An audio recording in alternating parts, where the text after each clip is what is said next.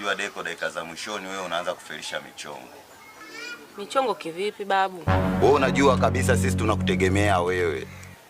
Ukamate maboya, ukifika guesti ututumie location. Afu tangu juzi wewe umejikausha tu. Sisi tunakaa kiboya boya, yani tumekaa kindezi ndezi tu. Hivi unatuchukuliaje wewe kipala wewe? Da. Yaani ila mwanangu nyi sasa sikia nikwambie. Mshikaji kweli nimeenda naye lodge. Si unaelewa mwanangu? Mimi nafika pale simu imezima, natumaje location. Kwa hela iko wapi sasa? Hela sina babu. Sasa ningekuwa na hela ningekuja maskani. Hivi nyewe mnamuelewa huyu kipala huyu?